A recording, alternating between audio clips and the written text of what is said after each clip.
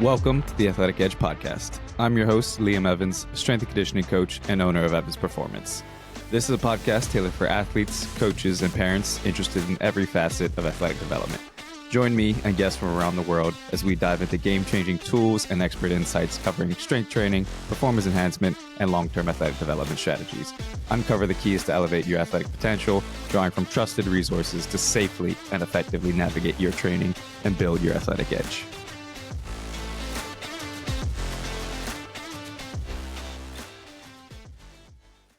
All right, welcome back to the show.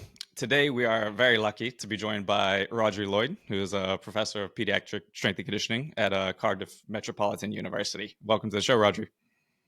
Yeah, thanks very much, Liam. Thanks for having me. Thanks for having me on the show. Of course. So obviously, being a youth strength and conditioning coach, I'm very familiar with a lot of your work and things that you do. But for anybody listening, any parents or sport coaches that may not be as familiar, do you want to give a quick kind of background and introduction to yourself and maybe what led you down this LTAD pathway? Yeah, for sure. So at the outset, I trained as a school teacher, so specialised in secondary PE. Probably always had a vested interest really in I guess at the time I used to view it as sort of just fitness training. So I kind of did it when I was a kid myself, albeit not necessarily some of the things that we would probably sort of support and promote now. But yeah, I kind of got an opportunity as I finished my teacher training. I had a contract in a school for a year, and then kind of at a little bit of a crossroads in terms of where to go next. And then a PhD opportunity came up at Cardiff Metropolitan University. So I managed to get that scholarship, and that was under the guidance of Professor John Oliver, who's gone on to become a really sort of close friend and colleague for well over a decade now. So, we've been continued to work together. So along my PhD, I was working at Cardiff Blues Rugby in a strength and conditioning sort of full-time intern role for a couple of years. And then opportunity just came up, threw my hat in the ring to take a lecturing role in strength and conditioning at University of Gloucester. Managed to secure that, was there for just shy of 3 years. And then a job opportunity came up back at Cardiff Met. And that was, 13 years ago now. So, been there sort of ever since. So I guess the interest around kids training, LTAD, it probably wasn't necessarily something that I was truly aware of when I was kind of getting into the area at the very start of my PhD.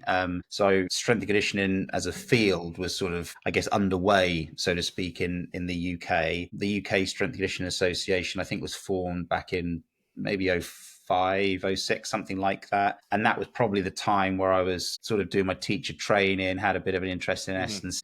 But at that stage, especially early on in the sort of the late sort of noughties, early 2010, I think the emphasis within the UK was still very much about, you get S&C, you either go to pro sport or you go into institute sport. And the notion of pediatric S&C was around, the likes of Avery Feigenbaum have been banging the drum for years, right? But as a sort of standalone recognized field like it is now, it probably wasn't in its sort of full entirety. So I always say I feel as I'm quite lucky in a way that kind of my entry into the field sort of started at the time where a bit of interest was sort of coming into that area. A lot of work from Canada had come out, which had sort of put this notion of LTAD on the map.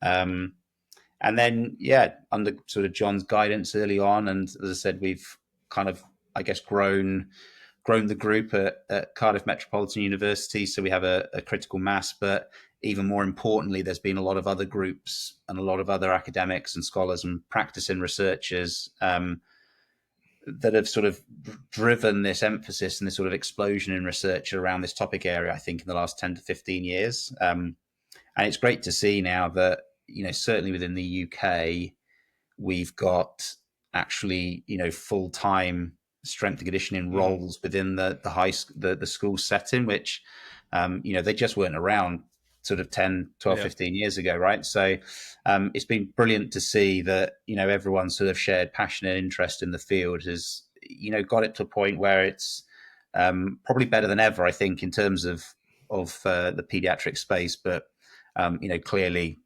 you look at kind of secular trend data and, you probably experience yourself. It's not all roses Yeah. at the moment, and there's still a lot of things that we need to do. But certainly, I think in the last 10 years or so, it's really, really come on.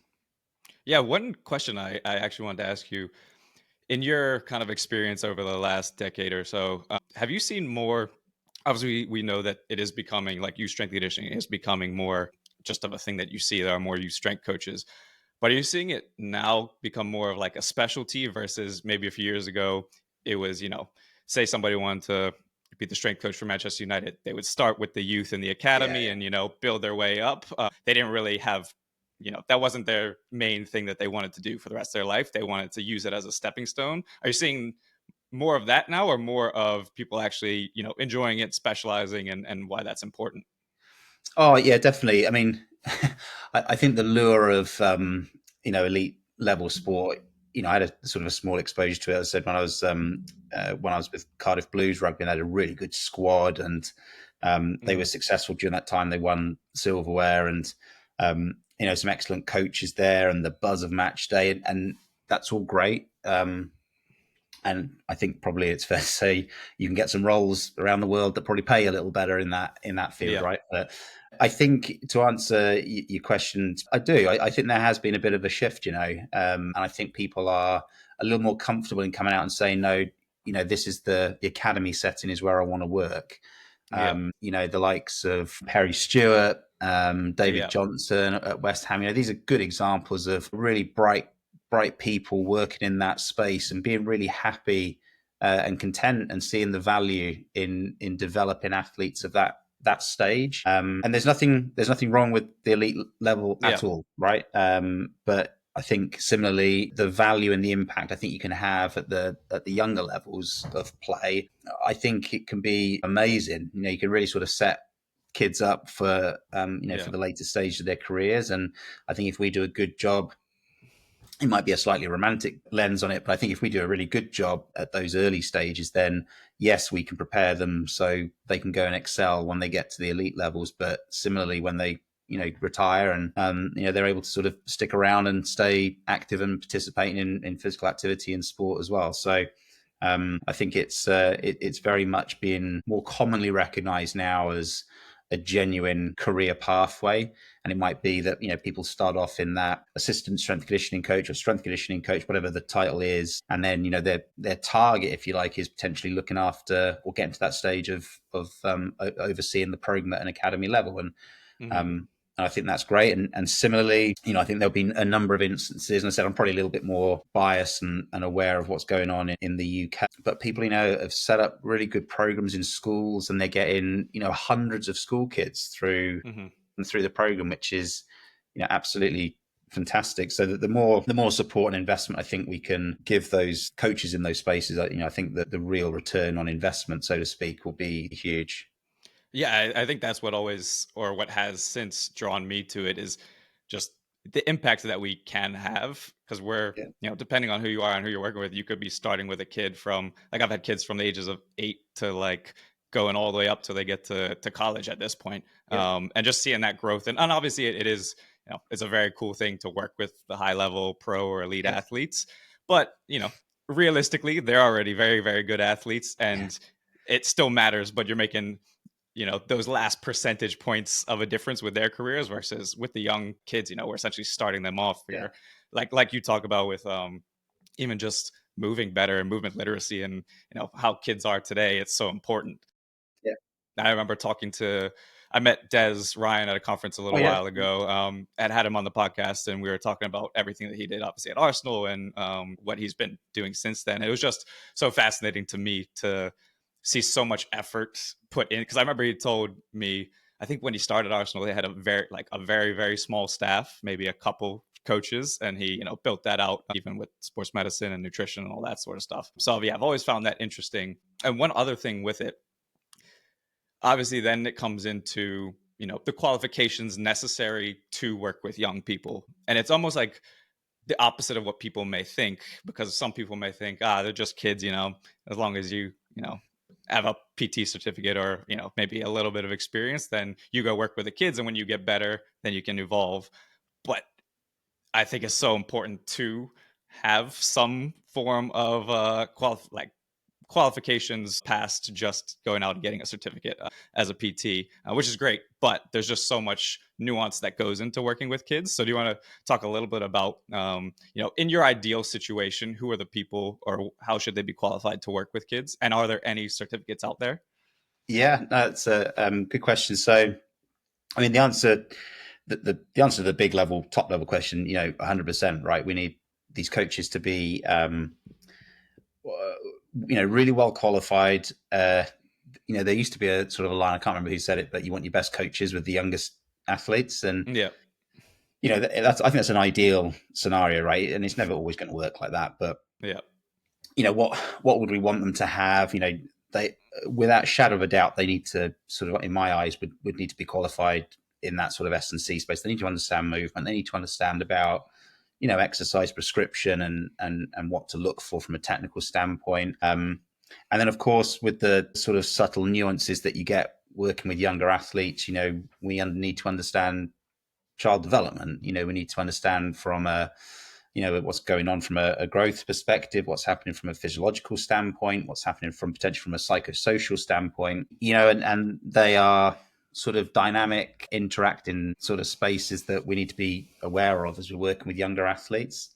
And that said, when you think of kind of if you're focusing on elite level strength conditioning coaches, right? So those who are going to be really in the sort of central in the field, then I think the idea of, real in-depth, advanced qualification, sort of S&C specialties are great. And there are some courses that have been, I think, created maybe that would fit into that mold.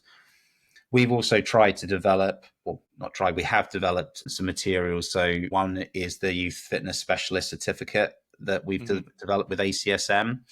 And our sort of drive, if you like, or our why, so to speak, behind that qualification is that we want to sort of try and raise the minimum level of understanding and competence, if you like, in individuals that might be working with, their kids' soccer team or their kids' tennis team, whatever it is.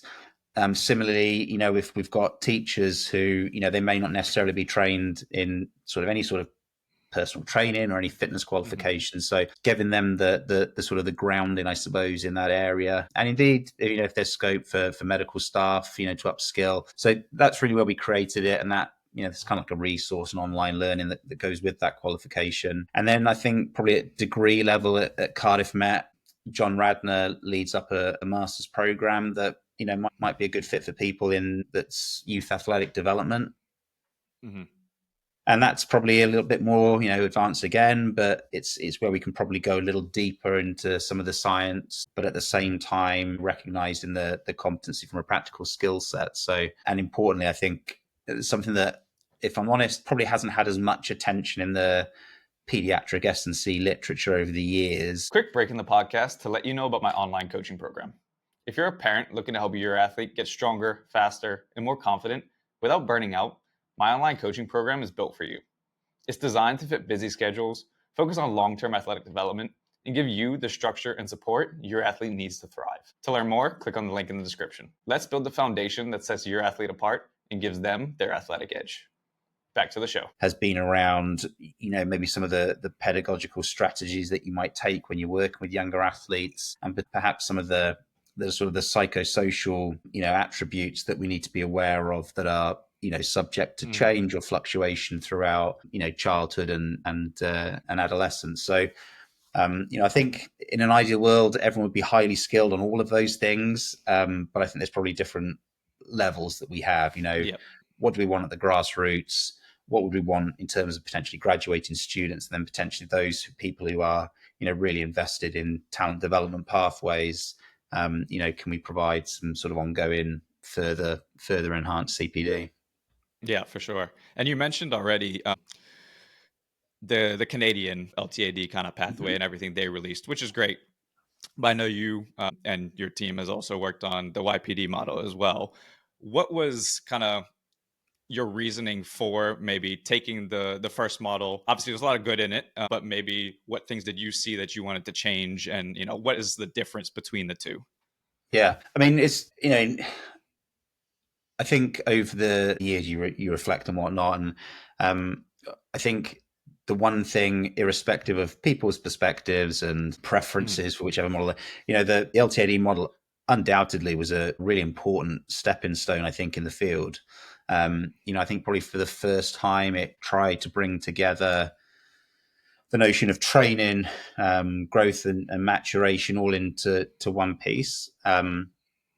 When we looked at the model, and this probably came out in a paper we all co-authored as a group back in 2011, I'm going to say, and we just sort of just posed questions really around potentially a bit of lack of evidence to support some of the Mhm. notions around these critical windows of opportunity. And Yep.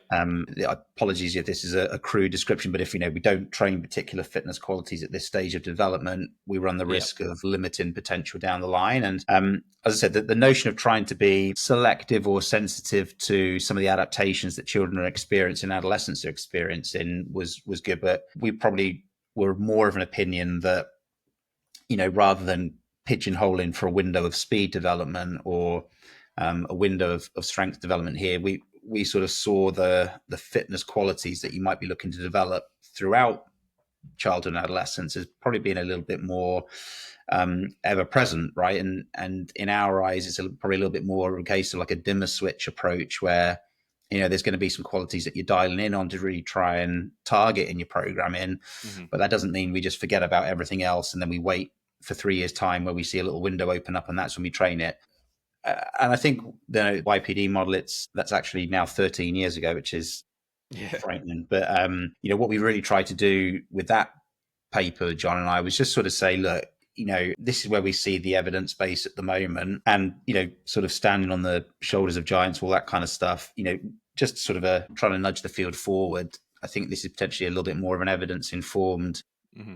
approach. So, would we expect magnitudes of change to differ for a child versus an adolescent? Well, quite possibly, and especially if you look at it on an absolute value basis. But that's not to say that children can't make meaningful improvements in strength or speed or power or whatnot, and that the literature shows that. So yeah, probably just trying to push that needle forward, I think, in terms of a slightly more evidence based Hmm. approach. Probably certainly trying to move away from the notion of kind of your 10,000 hour I was just rule gonna and say, yeah. the accumulation of practice. That's a lot of exposure and that's a lot of volume for kids to be exposed to. Actually, when you look at the literature behind the 10,000 hour rule, there's like a huge standard deviation to that number. Yeah. So it's a kind of a catchy term that's probably caught on, but Yeah. we would argue that you can develop mastery in these sorts of sporting skills or technical skills, with far less exposure. So probably one of the things we've tried to push over the years has been around trying to get young athletes themselves, coaches, parents to view strength conditioning as an opportunity to sample. So rather than just saying, oh, go and play lots of different sports, which is an ideal, at the very least, view strength conditioning as an opportunity to sample different movements and Hmm. different types of activities, I suppose. So, and that probably lends itself, I think, probably to that sort of specialization versus Yeah. what we would always try and promote would be an early sampling approach. Yeah, I was gonna say, because obviously in an ideal world we want kids to sample different sports, different movements, all that sort of stuff, but we live in a real world where real athletes very young, especially in certain sports, specialize. And then I think, like you said, strength conditioning becomes even more important. And honestly, a lot of conversations I have with parents of kids in those sports is, they sometimes still expect, the strength training to look exactly like whatever the sport training Yeah, is. And, yeah, you're just explaining to them that this is a key moment where we want to actually make it probably completely opposite. yeah. And we're just building the underlying foundation so that they can do better at their sport, but we're also thinking about overuse injuries and fully preparing them in general. Is there anything else that you would add to that as far as those sports that for whatever reason, do specialize early, why strength and conditioning is so important? Oh yeah, I mean, completely agree with what you're saying, Liam, and trying to give sort of a stimulus, if you like, or an Mm-hmm. exposure that will look different to the sport. And over the years, we've really sort of championed this notion of sampling versus as opposed to Yeah. specialization, and the notion of trying to delay specialization. And I think, interestingly, I think it's a fair judgment of the literature as well. Whenever you look at specialization literature, and there's kind of a growing emerging evidence base now about potential increased risk of injury. Albeit some of the studies, I think, are probably still biased towards sort of retrospective kind of data collection and observations, which is obviously a slightly weaker research design. But I think the one voice that's never listened to when it comes to early specialization is the kids themselves. And it probably, and that's probably, I think, if I'm being brutally honest, I think that's probably something I overlooked like early on when we Mm-hmm. started, writing position statements and all that sort of stuff. And I just think of my two kids now, they are multi-sport. But I mean, if I asked my son as an example what he wanted to do, I mean, he would just say soccer, Yeah. soccer. And so he obviously loves it. And you don't want sort of the passion for a sport to be taken away by saying, no, you're Yeah. not allowed to do that. You have to go and do a different sport. So it's about trying to, get that balance and act right, but certainly trying to make sure that we've got periods of time throughout the calendar where, they're having a break from a single sport. I think, importantly, trying to look at kids' schedules across a week becomes important. I probably would still argue that the guidance of around trying to avoid total weekly training hours exceeding a child's age, I think is probably still a fair kind of Mm-hmm. rough way to look at it. Certainly, gymnastics always gets a bad rap, I think. Yeah. But it's a good example where you have young children that are exposed to high volumes of similar training, and I'm aware of sort of friends who've had children, and even sort of my niece, has experienced kind of like a stress fracture kind of related type Mm-hmm. condition, and you look at it and the hours far exceed her age. So Yeah. it's about, nothing is probably an exact science within the field of specialization at the moment, I think, because in my eyes, it's still an emerging field. But I Mm-hmm. think there's probably enough evidence at the moment now to obviously sort of look at that and say, hey, this is something we do need to be aware of. And I think when we're looking at the overall commitment of kids to sports, and whether that's competition training on a weekly basis, I think is something that we really need to be careful of and monitor, Mm-hmm. so that we can then hopefully we can try and prevent, I suppose, the development of these sort of overuse growth related injuries. Yeah, and it's sad to think, but probably 1 out of every 3 new athletes that is starting training with me is starting because they're dealing with some injury at that. And even young kids, and like you said, stress fractures, a lot of back injuries, back issues, all these things. And obviously once in a while this is going to happen, but it shouldn't be, I don't think, happening as often as it does. And I don't know if it's always been like that, or that's a newer thing, but yeah, it's definitely happening. Yeah, I think more and more sports have started to specialize earlier. I Yeah. think.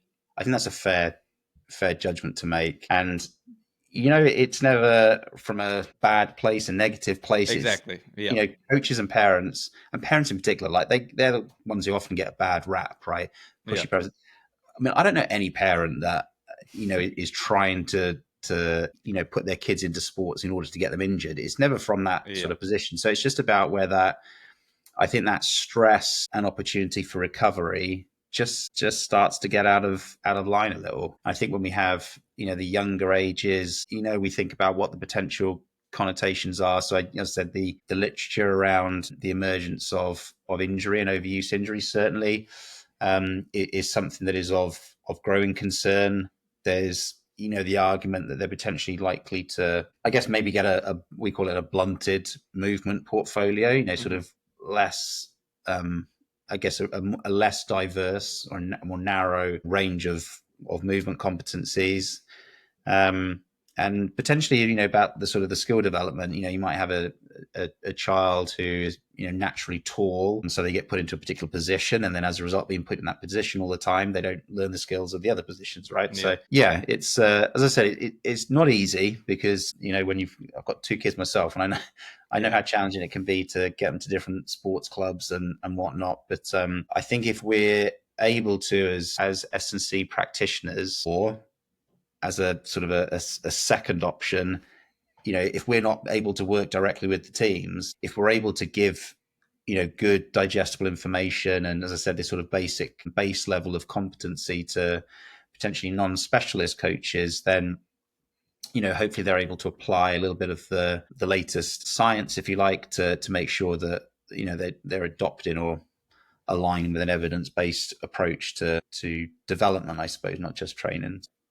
Yeah, and that's always the hardest thing, is because, like you said, no parent wants to injure their child or push them too much, No, or whatever exactly. it is, hopefully. But and through no fault of their own, it just, the way things are set up, especially, I've talked to a lot of coaches in the US, for instance, and some of the youth programs that they have there with basketball or soccer or whatever it is, and they're traveling every weekend. There's the high school team, then the club team, then this, then that. And yeah, you just don't really, that's kind of my whole point in wanting to do what I do, and especially with this podcast and stuff, is just give as much education from experts like yourself around these topics. And another thing that I think I get asked a lot through parents that I'd love for you to give your opinion on is they want to know how to approach and train through kind of the growth spurt and growth and maturation.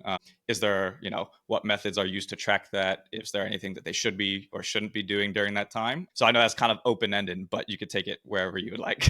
Yeah. So I think, so we've just been part of a manuscript, so it's going to be going into Strength and Conditioning Journal, almost on this very topic,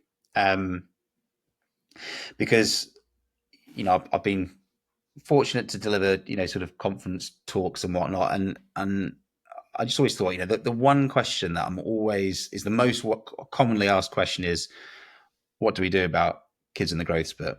What should I be doing with my child in the growth spurt? And I think, maybe 10 years ago, I don't know, I would have probably taken a bit more of a reductionist view on this. And I'd have probably said, right, this is what I would suggest we do, from like exercise prescription and, training volume and stuff. And it was just kind of S&C.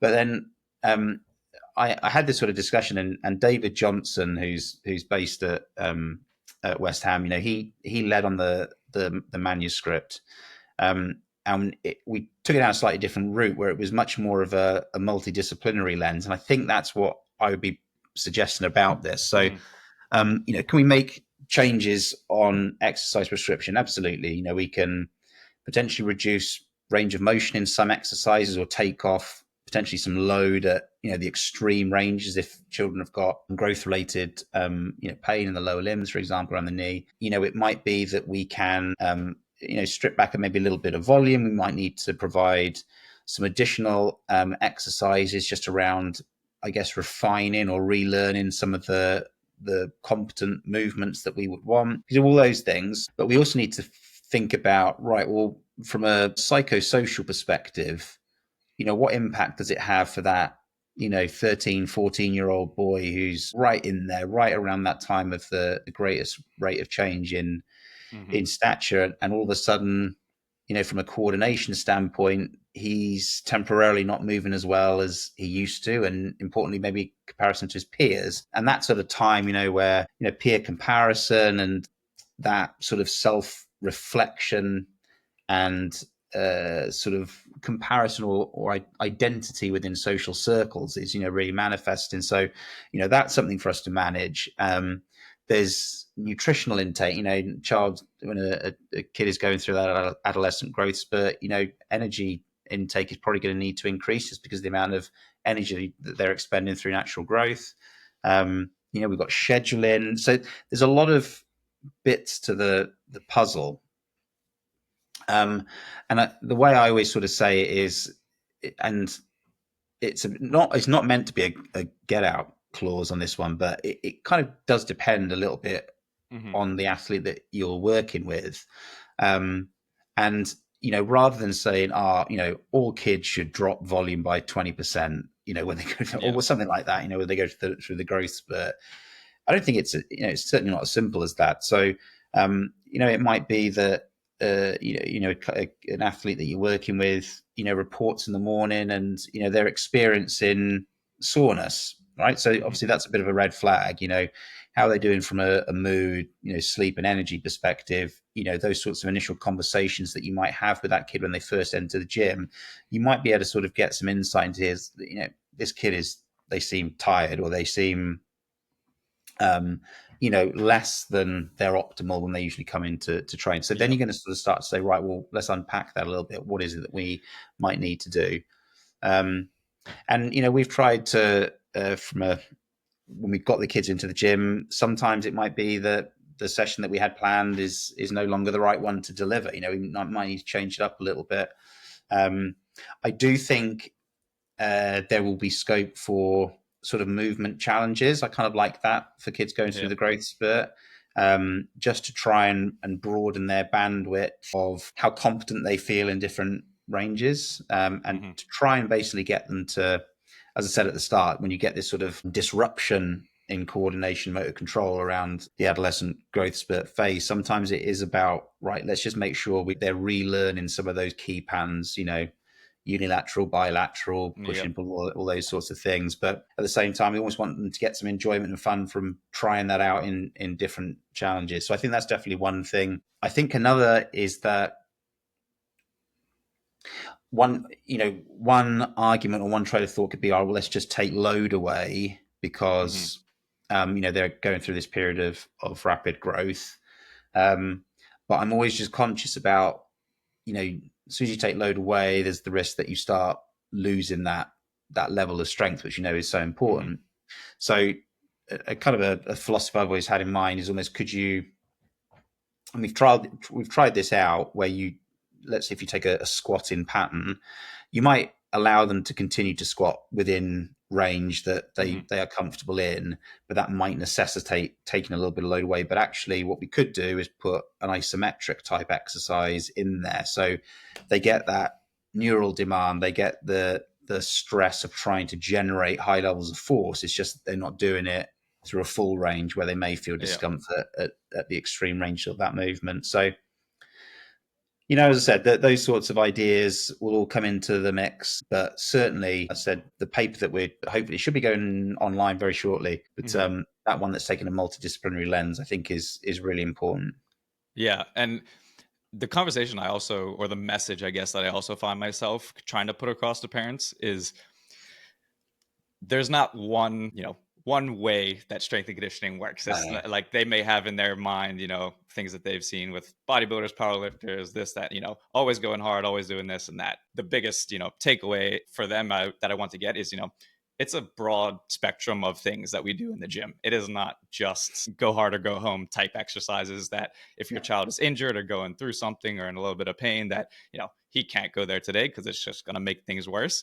In reality, I'm going to try and make things better, like you said, by maybe switching an exercise. Maybe we're doing instead of a split squat, an isometric hold, or instead of a regular squat, maybe shins back a little bit in like a Spanish, anything that can get them want to continue training, just because psychosocially that's very important for them to do this, keep working out with their peers. It's going to be beneficial to them in the long run anyway, and could, even if they are injured or anything like that, could still be helping them.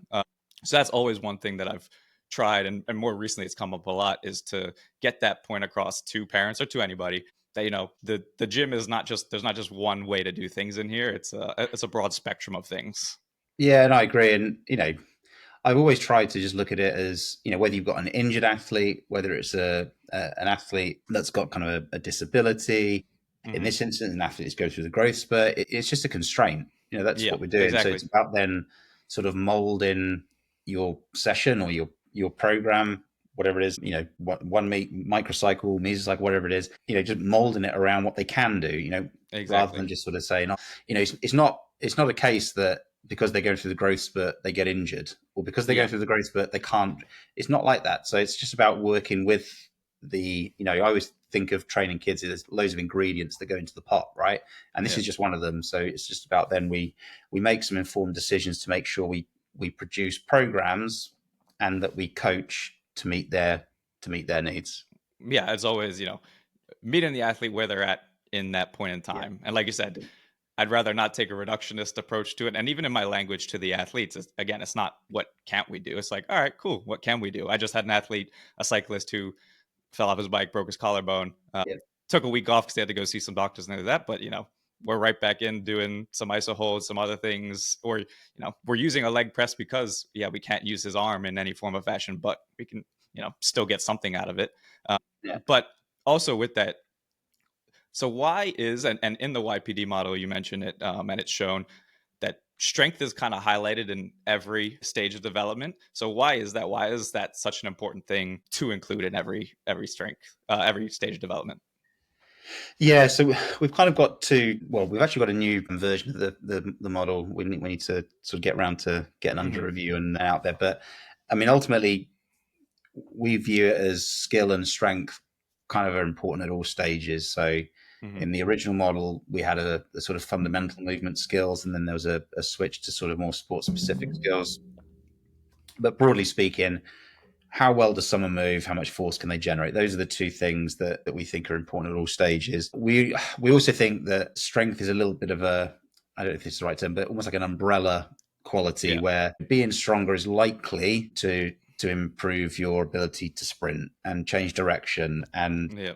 absorb forces upon landing and making you slightly more economical. And it's not a notion where you're constantly looking to improve strength and Yes. no other fitness quality matters. Absolutely not. We're looking at this as very much we're trying to develop a breadth of fitness qualities and skills in all kids, right? It's just that sometimes we have very limited time with them in a given week. So you might only have two 30-minute windows in a week, and it's like, right, where are we going to get our greatest sort of bang for our buck? And if Yep. we think of, I said some of the secular trend data would show that kids' strength levels have reduced over the years. Their degrees of motor competency have decreased over the years. Other fitness components, don't get me wrong, have also, but I think these two potentially have the greatest impact, I think, especially Mm-hmm. during these early years. And when you think of, an argument that we make is that if you think of a lot of educational curricula, primary school teachers, understandably, they haven't been given the training. So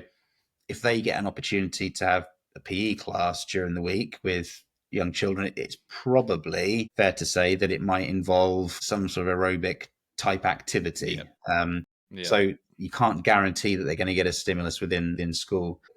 If you flip it and you sort of say, right, well, I've got a 14, 15-year-old, middle distance runner, and, endurance is, their absolute bang Yep. for their buck. That's the most important. Well, of course, you program in shifts in that direction, right? But even in that case, we would sort of still say that having those sort of underpinning exposures to strength training, remains an important Mm-hmm. quality. So fitness development, injury risk reduction, those two things, skill and strength remain sort of fundamental. Yeah, exactly. I always find myself, obviously a very general statement. There is nuance to Yeah. it, but strength for weaker individuals and weaker and more novice athletes, strength is the tide that kind of raises a lot of different boats. Yes. I And agree. and again, you know, you may only have two, maybe three if you're lucky periods during the week that you're with these kids, and you Yeah. may not have a ton of time. So lowest hanging fruit, what do some of them need? Yeah. A lot of it is strength. The thing is obviously seeing if parents or athletes themselves are on social media and things like that. You see all these really cool drills and fancy things and whatnot, which it's great that they're interested, and I'll get a lot of questions about it. And I don't mind it. I like it, but I'll always sit them down and tell them either why we aren't doing that just yet, or if that's in the plans or anything like that. To be open and honest with them, but I think it's important for them to know that they don't know the context that that athlete on Instagram was training under, how long they've been training, what they're doing, all that sorts of stuff, which I think is so Yeah. important. Yeah, no, I agree. And um, the sort of the movement challenges and some of the crazy sort of games that you might see, that might just be 2 or 3 minutes of a much longer Exactly. session. And I think they're good.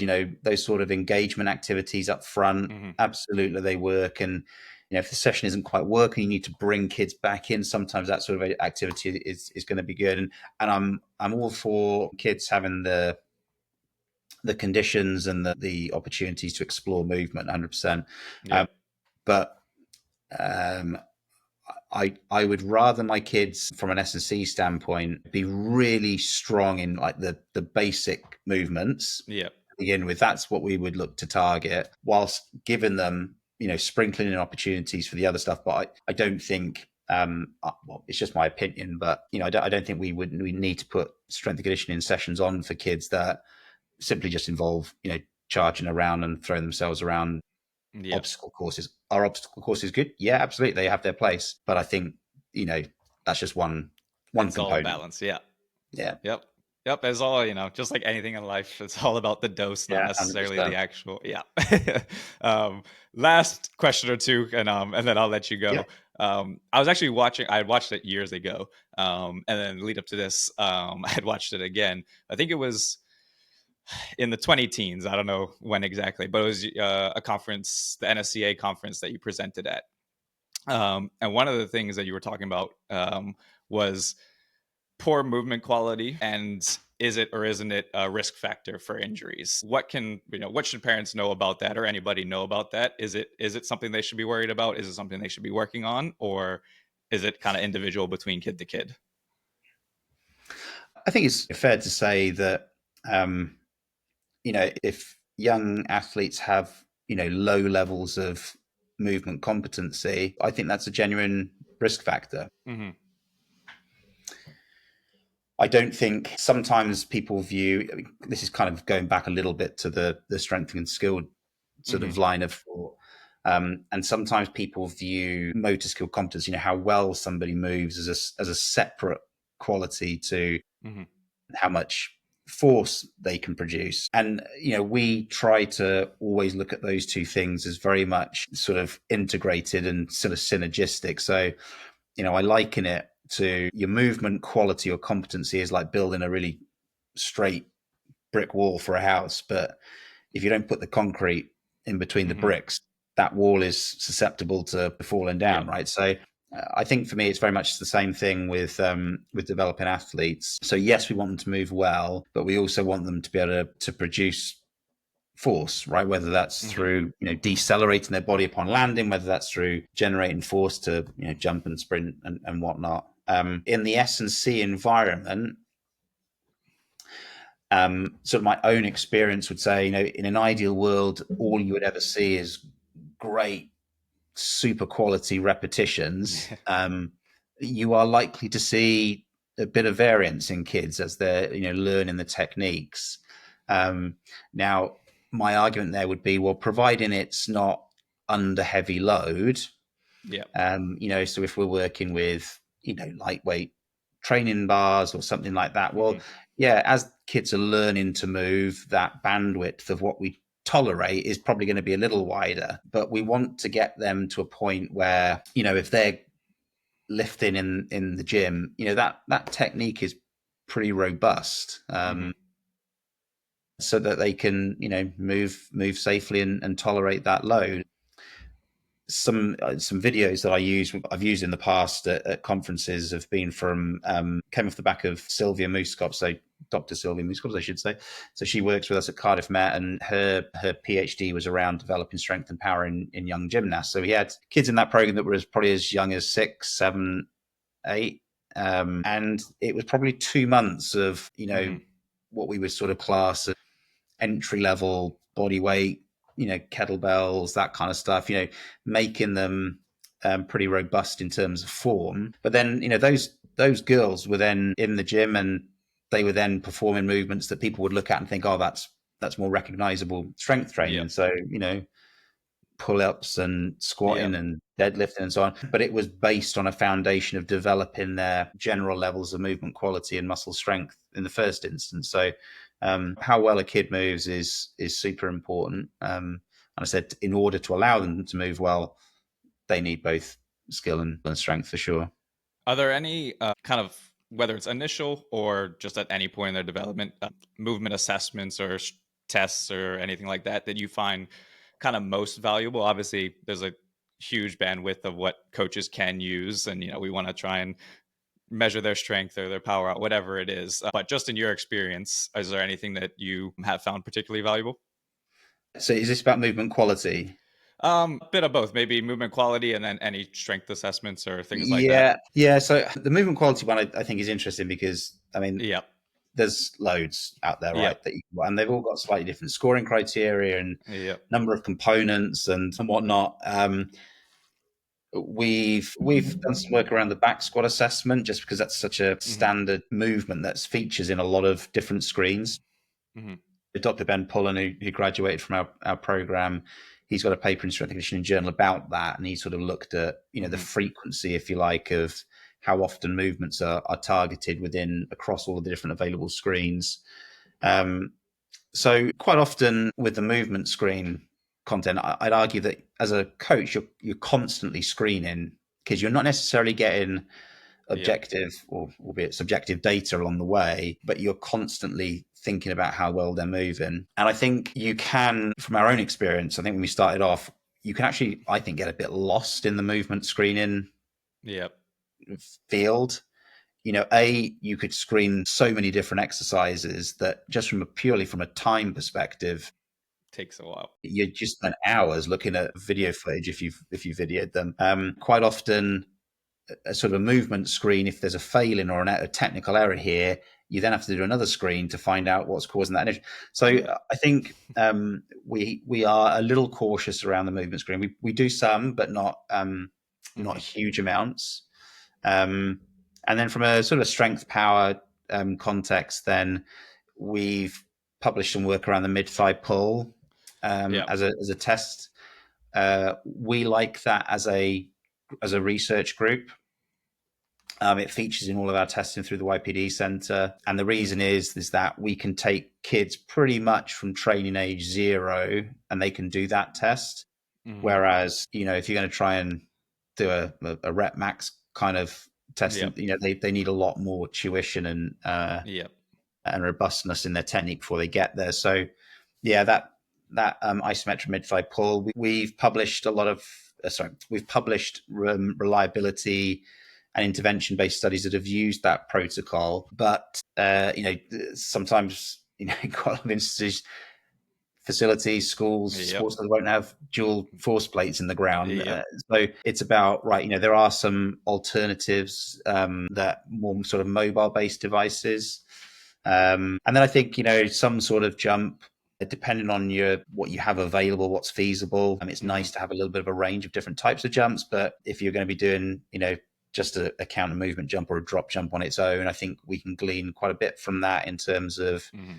especially if you have access to force plate technology, we're able to look a little bit at the kinetics associated with those tests, and not just from a purely from an output perspective in terms of performance variables, but also some of the almost like the movement signature kind of Yeah. variables that we would that we were interested in. So yeah, trying to sort of test and assess across the spectrum. We just sort of sprung to my mind, we've got a paper in the ACSM Health and Fitness Journal about assessing strength and power in youth populations. And in that, we provide a little bit of a breakdown as, these would be more field-based, these would be more Yep. lab-based. So if your listeners wanted to read Yep. that, then that's in there.